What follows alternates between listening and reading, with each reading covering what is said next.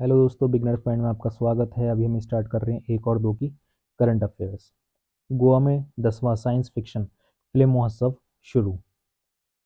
संक्षिप्त जानकारी देख लेते हैं। विवरण। चर्चा में क्यों है? पणजी में गोवा के मुख्यमंत्री ने साई-फाई साइंस फिल्म फेस्टिवल का उद्घाटन किया। कार्यक्रम का नाम sci fi science film festival of India. आयोजनकर्ता विज्ञान परिषद गोवा एवं गोवा विज्ञान एवं प्रौद्योगिकी विभाग के सहयोग से। स्थान पणजी एवं गोवा। मुख्य अतिथि गोवा के मुख्यमंत्री प्रमोद सावंत। कार्यक्रम की अवधि 4 दिवसीय। इस वर्ष की थीम हरित क्रांति, सतत विकास और युवाओं की भागीदारी। सम्मानित वैज्ञानिक डॉक्टर एम एस स्वामीनाथन। प्रमुख गणमान्य व्यक्ति डॉक्टर सौम्या स्वामीनाथन, हरिलाल मेनन, प्रसाद रंगेनकर। फेस्टिवल का उद्देश्य युवाओं में विज्ञान, नवाचार और जिज्ञासा को बढ़ावा देना। गोवा के प्रमुख वैज्ञानिक संस्थान आईआईटी, एनआईटी, एनआईओ और राष्ट्रीय फोरेंसिक विज्ञान विश्वविद्यालय। संस्थापक विरासत स्वर्गीय मनोहर भाई पारिंकर, स्वर्गीय जयंतराव सहस्त्रबुद्धे। मुख्यमंत्री की दृष्टि युवाओं को विज्ञान में करियर अपनाने के लिए। बजट 2025। केंद्रीय बजट के बारे में 10 रोचक तथ्य जो कि कल पेश हो चुका है। केंद्रीय बजट, जिसे संविधान के अनुच्छेद 112 के तहत वित्तीय वार्षिक विवरण एनुअल फाइनेंशियल स्टेटमेंट भी कहा जाता है, अगली वित्तीय वर्ष के लिए वित्त मंत्रालय द्वारा तैयार किया जाता है। इसमें सरकार के नियोजित व्यय, अपेक्षित राजस्व और आर्थिक नीतियों की रूपरेखा प्रस्तुत की जाती है। बजट 1 फरवरी को पेश किया जाता है और 1 अप्रैल से लागू होता है। 2016 से पहले इसे फरवरी के अंतिम कार्य दिवस पर प्रस्तुत किया जाता था। इसका मसौदा तैयार करने की जिम्मेदारी आर्थिक मामलों के विभाग DEA के बजट प्रभाग की होती है। केंद्रीय बजट से जुड़े महत्वपूर्ण तथ्य। केंद्रीय वित्त मंत्री निर्मला सीतारमण 1 फरवरी को वित्तीय वर्ष 2025-26 के लिए बजट पेश करने जा रही हैं। यहाँ केंद्रीय बजट से जुड़ी 10 रोचक जानकारियाँ दी गई हैं। प्रस्तुति की तिथि में बदलाव। 2016 तक केंद्रीय बजट परंपरागत रूप से फरवरी के अंतिम कार्य दिवस पर पेश किया जाता था, हालांकि अब इसे 1 फरवरी को पेश किया जाता है। घोषणा समय परिवर्तन। 1999 तक केंद्रीय बजट की घोषणा शाम 5 बजे की जाती थी, जो औपनिवेशिक परंपरा का हिस्सा थी। वित्त मंत्री यशवंत सिन्हा ने 2001 से इसे सुबह 11 बजे करना शुरू किया। हलवा समारोह परंपरा। बजट प्रस्तुत करने से एक सप्ताह पहले वित्त मंत्री मंत्रालय के अधिकारियों को हलवा वितरित करते हैं, जो लॉक इन अवधि की शुरुआत का प्रतीक है। डिजिटल परिवर्तन। डिजिटल तरीकों को अपनाने के साथ ही लॉक इन अवधि को 2 सप्ताह से घटाकर 5 दिन कर दिया गया है। ब्रीफकेस परंपरा समाप्ति। 2018 तक वित्त मंत्री बजट को चमड़े के ब्रीफकेस में लेकर आते थे, लेकिन अब यह परंपरा समाप्त कर दी गई है। Paperless budget. 1 फरवरी 2021 को वित्त मंत्री निर्मला सीतारमण ने डिजिटल टैबलेट का उपयोग करते हुए पहला पेपरलेस बजट पेश किया। केंद्रीय बजट के 2 भाग। वार्षिक वित्तीय विवरण, अनुदान मांग। Annual financial statement. वित्तीय वार्षिक वित्तीय विवरण को क्या कहते हैं? Annual financial statement. इसमें सरकार की अनुमानित आय और व्यय का सारांश होता है। अनुदान मांग, डिमांड फॉर ग्रांट्स। इसमें विभिन्न मंत्रालय और विभागों के अनुमानित खर्च का विवरण होता है। संसदीय प्रक्रिया। वित्त मंत्री लोकसभा में बजट भाषण प्रस्तुत करते हैं, जिसके बाद उस पर चर्चा और मतदान की प्रक्रिया होती है। मध्य अवधि समीक्षा। सरकार की वित्तीय स्थिति का विश्लेषण करने के लिए मध्य अवधि समीक्षा या अर्धवार्षिक रिपोर्ट प्रकाशित की जाती है। राष्ट्रपति की स्वीकृति परंपरा। बजट प्रस्तुत करने से पहले वित्त मंत्री राष्ट्रपति से भेंट कर उनकी स्वीकृति प्राप्त करते हैं। बजट भाषण के बाद वित्त मंत्री अन्य मंत्रियों और हितधारकों के साथ चर्चा करते हैं।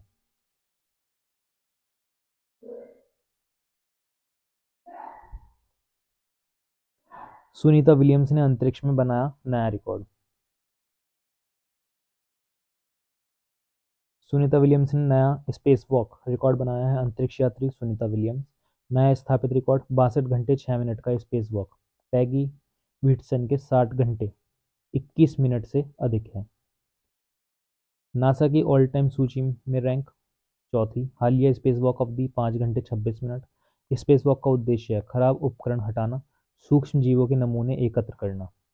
वर्तमान मिशन स्थिति। जून 2024 से ISS पर फंसी स्टारलाइनर समस्याओं के कारण योजना अनुसार वापसी। मार्च 2025 के अंत में स्पेसएक्स के अंतरिक्ष यान से वापसी होगी। पिछली उपलब्धि 2012 में अंतरिक्ष में ट्रायथलॉन पूरा करने वाली पहली अंतरिक्ष यात्री। IBA बैंकिंग टेक्नोलॉजी अवार्ड्स में कर्नाटक बैंक की जीत। कर्नाटक बैंक ने 20वें वार्षिक बैंकिंग प्रौद्योगिकी सम्मेलन एक्सपो और सम्मान समारोह 2024 में 6 श्रेणियों में शीर्ष स्थान हासिल किया है, जिसे भारतीय बैंक संघ IBA द्वारा आयोजित किया गया था। यह उपलब्धि बैंक की तकनीकी नवाचार और उत्कृष्टता के प्रति अटूट प्रतिबद्धता को दर्शाती है। पुरस्कार श्रेणियां और मुख्य बिंदु। सर्वश्रेष्ठ टेक टैलेंट और संगठन उपविजेता। प्रयास डिजिटल प्रथम संस्कृति को बढ़ावा देने के लिए सतत प्रशिक्षण, उद्योग विशेषज्ञों के साथ सहयोग और नई तकनीकों को अपनाना। मुख्य बिंदु टेक लीडरशिप कार्यक्रमों का कार्यान्वयन।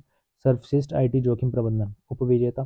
प्रयास मजबूत सुरक्षा ढांचे की स्थापना, जोखिम की सक्रिय निगरानी और उन्नत तकनीकों को अपनाना, जैसे नियमित vulnerability assessment VA, penetration testing PT। मुख्य बिंदु global server load balancing GSLV, ServiceNow's software asset management SAM and hardware asset management HAM का उपयोग। सर्वश्रेष्ठ प्रौद्योगिकी बैंक उपविजेता। प्रयास मजबूत एंटरप्राइजेस आर्किटेक्चर टीम बनाना और क्लाउड कंप्यूटिंग AI और ML जैसी नवीनतम तकनीकों का लाभ उठाना। एक्सेस कस्टमर पहल काफका आधारित चेंज डाटा कैप्चर प्रणाली। व्यक्तिगत बैंकिंग के लिए डाटा लेक परियोजना। सर्वश्रेष्ठ फिनटेक और डिजिटल भुगतान एकीकरण। प्रयास डिजिटल भुगतान एकीकरण डिजिटल पेमेंट इंटीग्रेशन को बढ़ावा देना, जिसमें central bank digital currency CBDC और UPI IMPS जैसी अत्याधुनिक भुगतान प्रणालियां शामिल हैं। सर्वश्रेष्ठ डिजिटल बिक्री भुगतान और जुड़ाव विशेष उल्लेख। प्रयास डिजिटल बिक्री भुगतान एवं ग्राहक जुड़ाव को AI ML तकनीक के माध्यम से बढ़ाना। मुख्य बिंदु AI आधारित व्यक्तिगत बैंकिंग और लक्ष्य आधारित ग्राहक जुड़ाव प्रणाली। सर्वश्रेष्ठ AI और ML अपनाने वाला रैंक विशेष उल्लेख। प्रयास फोन बैंकिंग चैटबॉट्स और व्यक्तिगत बैंकिंग में AI ML का व्यापक उपयोग, जिससे ग्राहक अनुभव बेहतर हुआ। ISS पर जाने वाले पहले भारतीय होंगे शुभांशु शुक्ला। शुभांशु शुक्ला एक्सियोम मिशन अंतर्राष्ट्रीय अंतरिक्ष स्टेशन X4 के पायलट होंगे। ISS तक मिशन का नेतृत्व करने वाले पहले भारत अंतरिक्ष यात्री। मिशन का विवरण। एक्सियोम मिशन 4 AX4 एक निजी अंतरिक्ष उड़ान है जिसे एक्सियोम स्पेस और नासा द्वारा आयोजित किया गया है। अंतरिक्ष यात्री स्पेस एक्स ड्रैगन कैप्सूल में यात्रा करेंगे, जिसे फाल्कन 9 रॉकेट के जरिए लॉन्च किया जाएगा। मिशन की अवधि अधिकतम 14 दिन। मिशन दल की संरचना। पैगी विटसन मिशन कमांडर पूर्व नासा अंतरिक्ष यात्री। शुभांशु शुक्ला मिशन पायलट भारतीय वायुसेना के पायलट। स्लोवॉश उजांस्की विशानविस्की मिशन विशेषज्ञ पोलैंड। टिबोर कापू मिशन विशेषज्ञ हंगरी। शुभांशु शुक्ला की पृष्ठभूमि। जन्म 10 अक्टूबर 1985 लखनऊ उत्तर प्रदेश। भारतीय वायुसेना में 2006 में कमीशन प्राप्त किया। Su-30 MKI MiG-21 MiG-29 सहित विभिन्न विमानों में 2000 से अधिक उड़ान घंटे। मार्च 2024 में ग्रुप कैप्टन के पद पर पदोन्नत। प्रशिक्षण और तैयारियां। रूस के Yuri Gagarin cosmonaut training centre में अंतरिक्ष यात्री प्रशिक्षण। स्पेस एक्स द्वारा मिशन सिमुलेशन, स्पेसक्राफ्ट सिस्टम और आपातकालीन प्रतिक्रियाओं का प्रशिक्षण। सांस्कृतिक और वैज्ञानिक योगदान। भारत की सांस्कृतिक धरोहर को प्रदर्शित करने के लिए भारतीय कलाकृतियों की ले जाने की योजना। अंतरिक्ष में योग का प्रदर्शन करने का लक्ष्य। मिशन का महत्व। राकेश शर्मा की ऐतिहासिक उड़ान 1984 के 40 साल बाद भारत की अंतरिक्ष विरासत को आगे बढ़ाना। अंतर्राष्ट्रीय अंतरिक्ष अन्वेषण में भारत की बढ़ती भूमिका। IPS राजेश निर्वाण BCAS के महानिदेशक नियुक्त। कैबिनेट की नियुक्ति समिति ACC ने नागरिक उड्डयन मंत्रालय के तहत नागरिक उड्डयन सुरक्षा ब्यूरो BCAS के महानिदेशक DG के रूप में राजेश निर्वाण को नियुक्ति की मंजूरी दी है। प्रभावी तिथि क्या होगी? जिस दिन के कार्यभार ग्रहण करेंगे उस दिन से अगले आदेश तक। जारी करने वाला प्राधिकरण कार्मिक और प्रशिक्षण विभाग। सेवा पृष्ठभूमि 1992 बैच के राजस्थान कैडर के IPS अधिकारी। मुख्य करियर भूमिकाएं। राजस्थान के विभिन्न जिलों झालावाड़, सवाई माधोपुर, टोंक कोटा में एसपी के रूप में सेवा, सीबीआई में पुलिस उप महानिरीक्षक डीआईजी 2007-2009 जहां उच्च स्तरीय मामलों की जांच की, अजमेर रेंज के पुलिस महानिरीक्षक आईजी 2010-2012, बीएसएफ में वरिष्ठ पदों 2016-2023 पर रहते हुए सीमा सुरक्षा अभियानों का प्रबंधन किया। बीसीएएस का परिचय 1978 में स्थापित भारत में विमानन सुरक्षा के लिए जिम्मेदार प्रमुख एजेंसियां, अंतर्राष्ट्रीय प्रोटोकॉल के अनुरूप सुरक्षा मानकों को सुनिश्चित करता है, हवाई अड्डों, एयरलाइनों और यात्रियों के लिए सुरक्षा उपायों को लागू करता है, वैश्विक विमानन सुरक्षा एजेंसियों के साथ समन्वय करता है।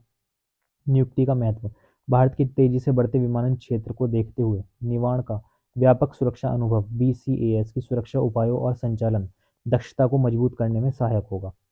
शैक्षिक योग्यता, चार्टर्ड अकाउंटेंट सीए और एमबीए, पुलिस प्रबंधन में मास्टर डिग्री जो सुरक्षा संचालन और रणनीतिक नेतृत्व में विशेषज्ञता प्रदान करती है। टाटा स्टील ने भारत की पहली हाइड्रोजन ट्रांसपोर्ट पाइप विकसित की। टाटा स्टील ने 100% गैसीय हाइड्रोजन के परिवहन के लिए हाइड्रोजन कॉम्प्लायंट पाइप्स विकसित करने वाली पहली भारतीय कंपनी बनकर भारत के स्वच्छ ऊर्जा संक्रमण और राष्ट्रीय हाइड्रोजन मिशन में योगदान दिया। उत्पाद विवरण, एपीआई X65 पाइप्स जो उच्च दबाव 100 बार हाइड्रोजन परिवहन के लिए डिज़ाइन किए गए हैं। खोपोली संयंत्र में कलैनन नगर संयंत्र के स्टील का उपयोग करके विकसित हाइड्रोजन परिवहन के लिए सफलतापूर्वक परीक्षण किए गए ERW electric resistance welded pipes. महत्व, भारत के राष्ट्रीय हाइड्रोजन मिशन का समर्थन और वैश्विक स्वच्छ ऊर्जा लक्ष्यों के साथ मेल खाता है। 2024 में हाइड्रोजन परिवहन के लिए हॉट रोल्ड स्टील बनाने वाली पहली भारतीय कंपनी। भारत की भविष्य की ऊर्जा आवश्यकताओं के लिए हाइड्रोजन परिवहन आधारभूत संरचना स्थापित करने में मदद करता है। हाइड्रोजन की मांग और भविष्य में वृद्धि, भारत का लक्ष्य 2030 तक प्रति वर्ष 5 million metric ton green hydrogen का उत्पादन करना है और इसे 10 मिलियन मीट्रिक टन तक बढ़ाने की संभावना है। 2026-27 से हाइड्रोजन कंप्लायंट स्टील की मांग में वृद्धि होने की उम्मीद है, जिसमें अगले 5 से 7 वर्षों में 3,50,000 टन स्टील की आवश्यकता होगी। हाइड्रोजन परिवहन के लिए स्टील पाइपलाइन के फायदे, बड़े पैमाने पर वितरण के लिए लागत प्रभावी और कुशल, उच्च दाब और जंग प्रतिरोध को सहन करने के लिए डिज़ाइन किया गया है। उद्योगों, बिजली उत्पादन और विनिर्माण के लिए सुरक्षित और विश्वसनीय हाइड्रोजन परिवहन सक्षम करता है। टाटा स्टील की नवाचार के प्रति प्रतिबद्धता, उन्नत स्टील ग्रेड्स के विकास में अग्रणी, भारत के स्वच्छ ऊर्जा संक्रमण में योगदान, हाइड्रोजन कंप्लायंट पाइप्स की घरेलू और वैश्विक मांग को पूरा करने के लिए तैयार। भारत में हाइड्रोजन का भविष्य, भारत हाइड्रोजन अर्थव्यवस्था बना रहा है जिसमें उत्पादन, भंडारण, परिवहन, उपयोग पर ध्यान केंद्रित किया गया है। सरकार, निजी क्षेत्र और शोध संस्थानों के बीच सहयोग आवश्यक है। हाइड्रोजन वितरण को बढ़ाने के लिए अनुसंधान और विकास, आधारभूत संरचना और नीति समर्थन में महत्वपूर्ण निवेश की आवश्यकता होगी। बीमटेक ने डिजिटल करेंसी बिम कॉइन की शुरुआत की। बीमटेक ने बिम कॉइन लॉन्च किया, भारत की पहली ब्लॉकचेन आधारित कैंपस मुद्रा। बीम कॉइन कैंपस लेनदेन के लिए ब्लॉकचेन संचालित डिजिटल मुद्रा, जो कि किसकी है? भारत की। ठीक है, भारत में पहला बिजनेस स्कूल जिसने कैंपस मुद्रा के लिए ब्लॉकचेन का अपनाया। बीम कॉइन विकेंद्रीकरण और पारदर्शिता के लिए एक अनुमति आधारित ब्लॉकचेन का उपयोग करता है। पायलट चरण में 1100 से अधिक लेनदेन पूरे किए। बीम कॉइन छात्रों के लिए ब्लॉकचेन तकनीक का व्यवहारिक अनुभव बढ़ाता है। कल्प डिसेंट्रा फाउंडेशन के साथ साझेदारी, कैंपस में ब्लॉकचेन लर्निंग सेंटर स्थापित किया गया। भारत की विकसित भारत 2047 पहल के साथ संरेखण, बीम कॉइन भारत की राष्ट्रीय डिजिटल मुद्रा दृष्टि का समर्थन करता है। बीम कॉइन उन्नत एन्क्रिप्शन और गोपनीयता प्रोटोकॉल का लाभ उठाता है। सुरक्षा उपाय लेनदेन को सुरक्षित और पारदर्शी बनाते हैं। बीमटेक ब्लॉकचेन और फिनटेक का पाठ्यक्रम शुरू करने की योजना बना रहा है। अकेडमिक पाठ्यक्रम में ब्लॉकचेन तकनीक का विस्तार। एनपीसीआई ने 1 फरवरी 2025 से सख्त यूपीआई नियम कानून लागू किए। एनपीसीआई ने यूपीआई लेनदेन के लिए सख्त अनुपालन की घोषणा की है, जिसमें 1 फरवरी 2025 से लेनदेन आईडी में विशेष पात्रों स्पेशल कैरेक्टर्स पर प्रतिबंध लगाया गया है। स्पेशल कैरेक्टर परसेंटेज ये @ ऐसे जो होते हैं, ऐसे पात्रों वाले लेनदेन स्वचालित रूप से अस्वीकार कर दिए जाएंगे। यह एनपीसीआई की मार्च 2024 की एडवाइजरी के अनुरूप है, जिसका उद्देश्य प्रक्रिया को मानकीकृत करना और सुरक्षा में सुधार करना है। प्रभावी तिथि 1 फरवरी 2025 से यूपीआई में बदलाव। अब केवल अल्फान्यूमेरिक अक्षर और संख्याओं वाली लेन देन आईडी की अनुमति होगी। विशेष पात्र जैसे अल्फा, हैश, डॉलर, परसेंटेज आदि प्रतिबंधित रहेंगे। बदलाव का कारण किस में प्रतिबंध रहेंगे? यूपीआई आईडी जो होती है, बना लेते हैं 8499111555 @#परसेंटेज ऐसे करके बना लेते हैं, या फिर 987592528191 कुछ भी बना लेते हैं। बदलाव का कारण सुरक्षा बढ़ाने, एकरूपता सुनिश्चित करने और लेन देन प्रक्रिया में त्रुटियों को रोकने के लिए। पिछली एडवाइजरी एनपीसीआई ने मार्च 2024 में यूपीआई प्रतिभागियों को केवल अल्फा न्यूमेरिक लेन देन आईडी का उपयोग करने की सलाह दी थी। 1 साल बाद वापस ले ली। यूपीआई लेन देन वृद्धि दिसंबर 2024 में 16.73 अरब लेन देन दर्ज किए गए, जो पिछले महीने की तुलना में 8% अधिक है। बैंकों और भुगतान प्रदाताओं पर प्रभाव, उन्हें अपने सिस्टम को नए नियमों के अनुसार अपडेट करना होगा। अनुपालन में विफल रहने पर लेन देन अस्वीकार हो सकते हैं, जिससे ग्राहकों को असुविधा हो सकती है। NPCI national payments corporation of India, NPCI national payment corporation of India स्थापना कब हुई थी? 2008 में। ठीक है, और इसी के साथ करंट अफेयर्स हो जाती है समाप्त। धन्यवाद।